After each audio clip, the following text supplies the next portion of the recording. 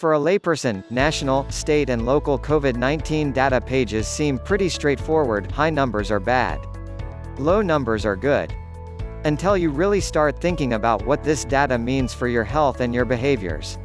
Which numbers are actually important? How do you interpret an increase or decrease in COVID-19 cases or test positivity rates? And how should the data inform what actions you should, or shouldn't, be taking? To get some clear guidance on how to parse it all, Elemental spoke to Eleanor Murray, SCD, Assistant Professor of Epidemiology and Co-Director of the Epidemiology COVID-19 Response Corps at the Boston University School of Public Health.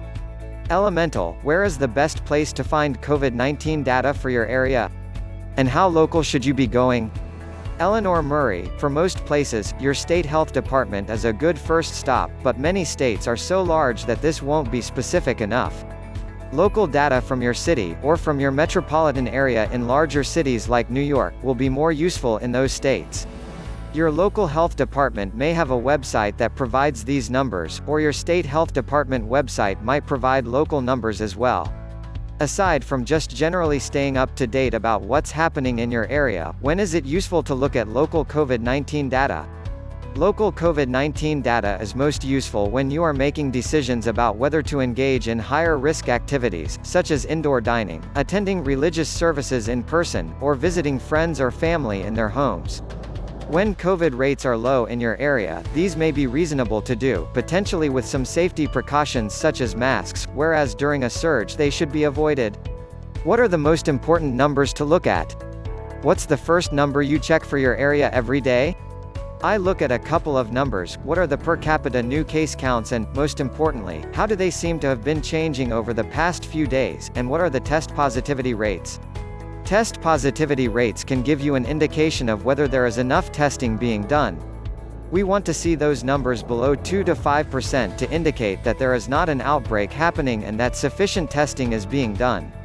Numbers closer to 10% indicate that there is under-testing, and numbers around 20% or above indicate a substantial surge in cases is probably happening.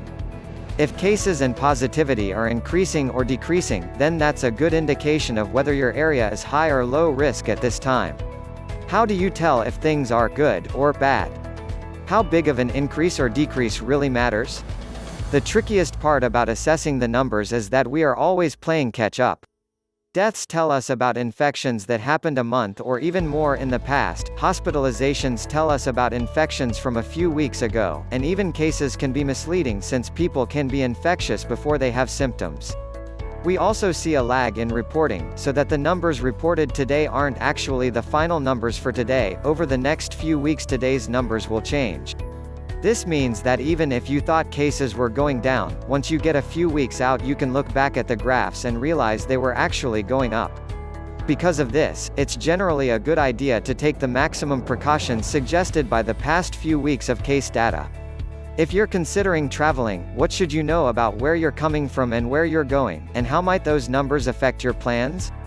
When traveling, you definitely want to avoid moving between high and low case count regions, because this could lead to causing a new surge somewhere. In general, that means you should really only travel if the cases are low where you are and have been low for the past couple weeks, and then only travel to and through other low case count areas. If cases are high where you are or where you want to go, it's inadvisable to travel where at all avoidable. How should you interpret the death rate and the hospitalization rate? Do those matter on a day-to-day basis for a layperson? Hospitalization and death rates are really more of a measurement of how poorly the government is doing in controlling this pandemic. Doctors have gotten a bit better at treating patients who need to be hospitalized, but in general the risk of death from COVID is pretty close to where it was. Changes in the death rate over time mostly reflect changes in who is getting infected rather than any indication of disease severity. And hospitalization and death lag infection by so much that we really should not be looking at those numbers to think about how much risk we might be at on a day-to-day basis.